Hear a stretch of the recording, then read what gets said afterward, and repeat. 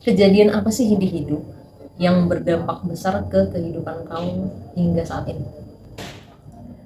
Kejadian Satu aja deh, apa? yang paling Kayaknya karena aku ini deh. Ini nggak tahu ya ini termasuk paling-paling atau enggak, tapi ini cukup membekas sampai sekarang. Yang mana dulu waktu SD itu eh aku pernah ujian kan.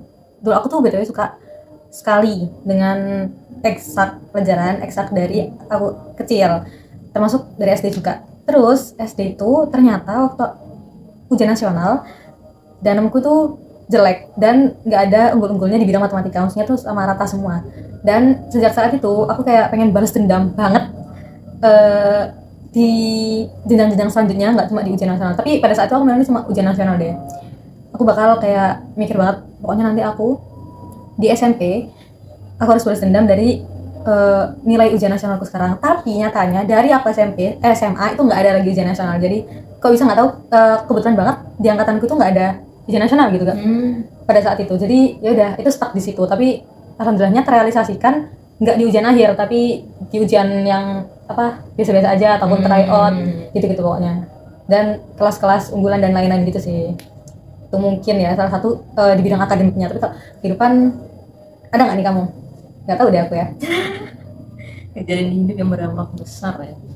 Mungkin waktu itu waktu SD, jadi kan kita tahu kayak hadis segala macam gitu ya.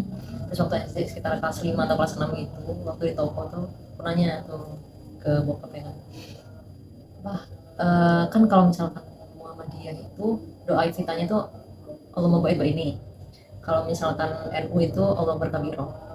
Nah, Allah mau baik ini itu kan ada di hadis. Nah, terus kalau NU ini dapat dari mana doa ceritanya? Itu sih. Terus dan saat itu juga, literally detik itu juga, Abi itu langsung nelpon temennya yang ustad, nelpon, terus setelah nelpon langsung dikasih tahu jawabannya ke aku. Terus kayak sejak itu kayak aku langsung mikir, wah, ini tiap kali aku nanya Abi itu pasti ada aja gitu temennya yang ditelepon dan bisa kasih tahu jawaban.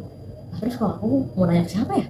Akhirnya sejak itu aku selalu berpikir, ya sih ini aku kayaknya bakal harus banget belajar yang sampai setahun itu, sampai sampai setinggi mungkin lah, pokoknya kayak belajar yang literally nyerap gitu. Jadi ketika anakku nanya, aku nggak perlu orang lain buat jawabin gitu. At least aku tahu jawabannya gitulah, yang dan itu jawaban yang benar dan bisa masuk ke otak dan akal bawah sadar dia segala macam gitu. Jadi itu sih, itu yang salah satu motivasi terbesar kenapa harus belajar gitu. Cukup memotivasi ya teman-teman. Gitu.